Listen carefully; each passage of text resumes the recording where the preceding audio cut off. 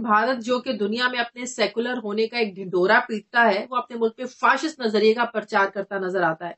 भारत में मुसलमान समेत दीगर अकलियतों पर जमीन इतनी ज्यादा तंग करती गई है कि उनसे उनके जिंदा रहने का हक भी छीन लिया गया है। गुज़िश्ता महीने अमेरिका की कमीशन बराए बैन अल-अक़वामी मजहबी आजादी की रिपोर्ट में भारत में होने वाला जो अकलियतों के साथ सुलूक है उस पर चौंका देने वाले हकायक हम सबके सामने आए और इसी रिपोर्ट को बुनियाद बनाकर अमरीकी कांग्रेस की खातून रुकन अल्हान उमर ने 2 साथी अरकान की हिमायत से भारत को तशवीशनाक मुल्क करार देने की करारदाद अपने ईवान में पेश की है। करारदाद पेश करते हुए उसमें उन्होंने ये मौकिफ अपनाया कि भारत में इंसानी हुकूक और मजहबी आजादी की बड़े पैमाने पर खिलाफ वर्जियां की जा रही हैं, लिहाजा भारत को खतरनाक तशवीशनाक मुल्क करार दिया जाए। अल्हान उमर ने secretary of state Antony Blinken से मुतालबा किया है कि 1998 के बैन अल-अक़वामी मजहबी आजादी एक्ट के तहत भारत को तशवीश से देखा जाना चाहिए। ताहम ईवान ने करारदाद जो है खारजा उमूर की कमेटी को भेज दी है।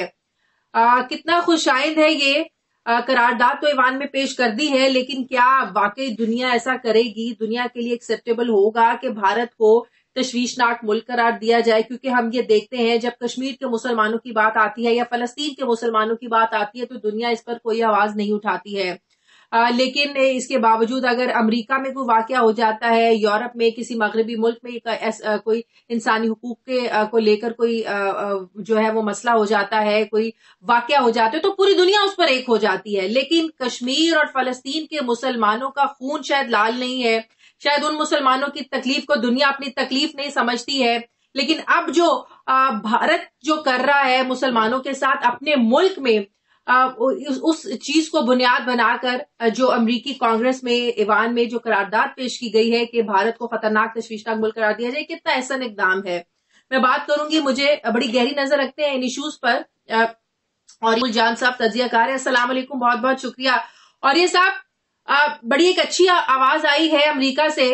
जैसे मैंने पहले कहा कि दुनिया कश्मीर के मुसलमानों की तकलीफ नहीं समझती है, फलस्तीन के मुसलमानों की तकलीफ नहीं समझती है। इवन कि हमारे यहाँ भी कोई वाकया पेश होता है, दुनिया उस तरह से आवाज नहीं उठाती है। लेकिन अमेरिका के अब अपने अंदर से आवाजें उठ रही हैं कि भारत को तशवीशनाक मुल्क करार दिया जाए, क्योंकि भारत ने अपने ही मुल्क में अकलियतों पर जिंदगी तंग कर दी है, मुसलमानों पर जिंदगी तंग कर दी है, उनसे उनके जिंदा रहने का हक छीन लिया है, तो लिहाजा इन्हें तशवीशनाक मुल्क करार दिया जाए। ऐसा कुछ होता हुआ लग रहा है आपको कि दुनिया इस नहज तक जाएगी?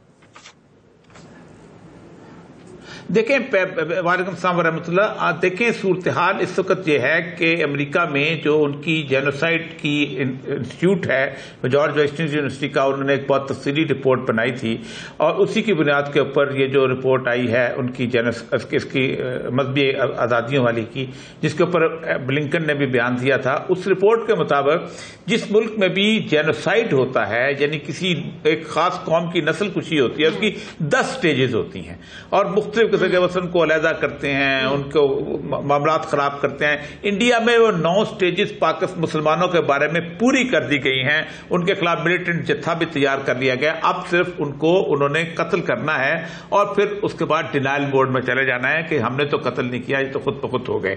तो बड़ी वार्निंग की सूरत हाल थी जो उस वक्त दी गई थी। इसी की बुनियाद पे अल्हान उमर ने उसको वहां पर वो करारदाद वहां पर पेश किया। इससे पहले भी गुज़िश्ता 2 साल से बहुत बड़ा बैड प्रेस मिला है इंडिया को, खासतौर पे जब उनके फेक अकाउंट्स जो थे 52,000 फेक अकाउंट्स थे यूरोप में शाया हुए थे। लेकिन असल मसला यहां का नहीं है। इंडिया को इस वक्त जो खतरा है वो है मुस्लिम कंट्रीज के साथ। मुस्लिम कंट्रीज में ये जो नूरपुर शर्मा और नवीन जिंदाल के बाद जो सूरत हाल बनी है, उसमें मुसलमान ममालिक के अंदर एक खास किस्म का गम गुस्सा आया है। और मुसलमान हुक्मरान जो है ना, ये बादशाह, ये बड़े नाजुक होते हैं। इनको अगर अवाम का गुस्से का अंदाजा हो जाए तो कहते चलो इस गुस्से को निकलने दे ताकि इसको आगे हम हमारे खिलाफ ना बन जाए। यही वजह है कि आपने देखा होगा कुवैत में, बहरीन में और कतर में और मस्कत में यहां पर अचानक जो है इंडियन माल का बायकाट शुरू हुआ। और पहली दफा ऐसा हुआ है कि उनका जो मधु शर्मा है उसने दीन दयाल फिलॉसफी की बुनियाद पे मुसलमानों को ये कहा है कि 3 तुम्हें ऑप्शन देते हैं, अगर तुम ये मान लो तो हम तुम्हें अपना हिस्सा बना लेंगे। ये RSS फिलॉसफी के खिलाफ उन्होंने कदम उठाया। एक तो यह है कि तुम हमें काफिर कहना बंद करो, क्योंकि हम समझते हैं कि सारे मजहब इक्वल हैं और सारे पैगंबर बराबर है, सारी किताबें बराबर। दूसरा ये था कि تم اپنے آپ کو باقی مسلم امہ سے کاٹ دو، تم کو ہم صرف انڈین مسلمان ہیں، ہمارا مختلف صورتحال ہے، ہم علیحدہ مسلمان. اور تیسرا یہ ہے کہ آپ یہ کرو کہ آپ جہاد کو چھوڑ دو، پھر آپ روزہ رکھو، حج رکھو، زکات کرو، یہ ہم آپ کو کچھ نہیں کہیں گے. یہ انڈیا پہلی دفعہ بیک فٹ پہ آیا ہے، تو اس لیے مجھے تو بہت ہوپ لگتی ہے. اس کی ایک وجہ میں آپ کو بتاؤں. اصل میں انڈیا کا اکنامک سسٹم اس قسم کا ہے کہ جس کے بارے میں امریکہ جو ہے اپنے آپ کو تھریٹ میں فیل کرتا ہے. جارج ڈبلیو بش نے کہا تھا we are not complacent enough that we should not consider the threats of Indian and Chinese economy. ہم اتنے بھولے نہیں ہیں کہ ہمیں انڈیا اور چائنا کی اکانومی کے تھریٹ کا اندازہ نہ ہو، بلکہ اس نے کہا تھا Indian economy is more a threat to us because its education system is one in place. ہماری انڈیا کی اکانومی جو ہے ہمارے لیے زیادہ تھریٹ ہے کیونکہ اس کا جو ایجوکیشن نظام بہت ٹھیک ٹھاک ہے. تو اب اس کو بھی تو تباہ کرنا ہے نا انڈیا کو انہوں نے، کیونکہ ظاہر بات ہے چین کو صرف اکیلے تباہ نہیں کرنا، انڈیا کی اکانومی کو بھی تباہ کرنا. اور سمجھتے جائیں کہ ان کا سارا ایلیٹ جو آ کے ہمارے اس پہ قبضہ کر کے بیٹھا ہوا ہے. تو انڈیا کی میں لگتا ہوں کہ ایک تباہی کا ایک راستہ نکل آیا ہے، ورنہ یہ رپورٹیں کہاں لگتی تھیں. میں 1996 میں گیا تھا امریکہ میں، ایمنسٹی انٹرنیشنل کی جو کشمیر کے بارے میں رپورٹ تھی 1.5 صفحے کی رپورٹ تھی. اب ریلیجیس فریڈم کی جو رپورٹ ہے وہ پرٹیکولرلی انڈیا کے خلاف آنی اور کہا جانا کہ انڈیا کو آپ دیکھیں نا جو پریشر ہم پر آتے ہیں، آپ دیکھیں امریکہ جو پریشر پاکستان پر ڈالتا ہے یا دنیا جو پریشر ہم پر ڈالتی ہے. اب رشیا سے تیل لینے کا معاملہ تھا، امریکہ نے بھارت نے وہاں سے تیل لے بھی لیا. عمران خان یہاں سے رشیا چلے گئے تو امریکہ ناراض ہو گیا. تو اگر یہ سب کچھ اتنا سیدھا اور آسان لگ رہا ہے اب دنیا کو، امریکہ کو یہ بھارت کے لیے کرنا، تو اب بھارت تو اپنی پالیسیز بھی آزاد بناتا ہے، خود مختار فیصلے کرتا ہے، اپنے فیصلوں میں آزاد ہے، خود مختار ہے، کسی کا پریشر لیتا نہیں ہے، کچھ پر پریشر ڈالتا نہیں ہے. تو پھر ان معاملات پر امریکہ اور دنیا پریشر کیوں نہیں ڈالتی ہے؟ کیا اس کی یہی بڑی وجہ ہے کہ بہت بڑی تجارتی منڈی ہے، اکانومی کے لحاظ سے جو بات آپ بھی کر رہے ہیں، امریکہ بھارت کو شکست دینا اتنا آسان نہیں ہے، اسے پیچھے کرنا اتنا آسان نہیں. دیکھیں دو چیزیں ہیں. ایک تو یہ ہے کہ تجارتی منڈی، وہ منڈی کو بھی پرواہ نہیں کرتے. پاکستان ایک کتاب ہے اس کی پرزنرز آف جغرافی، جغرافیہ کے قیدی. پاکستان اور یوکرین دو ایسے ملک ہیں کہ جس کے بارے میں امریکہ کسی طور پر بھی اس کو آزاد رکھنا نہیں چاہتا.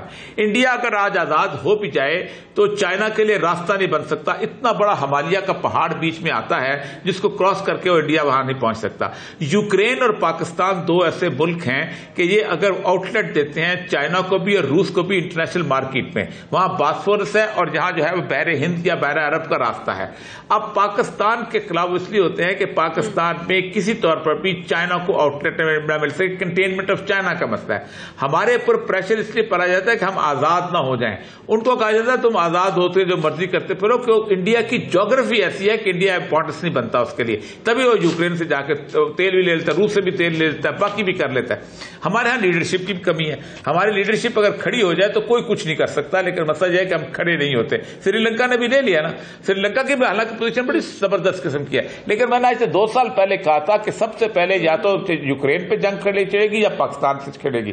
یوکرین میں اس لیے تھی کہ باسفورس کی 12 دیکھیں نا، جب عمران خان یہ کہتے ہیں، جب عمران خان کہتے ہیں کہ ہم کھڑے ہوئے تو ہمارا یہ حال کر دیا گیا، جو جھک گئے ان کو اقتدار میں لے آئے، تو جو کھڑا ہوتا ہے بقول عمران خان کے ان کا حال یہ کر دیا جاتا ہے، اقتدار سے باہر پھینک دیا جاتا ہے.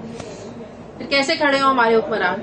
یہ تو بالکل ٹھیک ہے نا. ہمارا بالکل ٹھیک کہتا ہے وہ. عمران خان کا مسئلہ یہی ہے کہ عمران خان جو ہے ان کے بارے میں اب تو میں دیکھیں نا کیوں اس کو جو سائفر پیپر ہے اس کو بھی نہیں لایا جاتا کہ خاص طور پہ تھریٹس تو موجود تھے.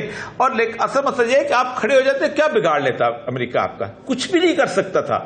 آج دیکھیں نا پاکستان، آپ پاکستان کے اندر آپ خود سوچیں کہ ہم تیل مہنگا خرید کے عوام کو بیچ رہے ہیں، جبکہ 40 روپیز پر لیٹر کمی ہوتی ہے اگر روس سے تیل آپ لے کے آئیں. 5 آپ کی ریفائنری ہے، آپ کروڈ آئل لے کے آئیں لوگوں کو بیچیں. لیکن کتنے بدقسمت ہیں کہ ہم سستا تیل نہیں خریدتے دنیا کے اندر سے. کون سی ایسی آفت آ جاتی ہے؟ تو ایک مسئلہ یہ ہے کہ لیڈرشپ کی مسئلہ ہے، اور انہوں نے لیڈرشپ کی لے آئے جس طرح کہ وہ چاہتے تھے.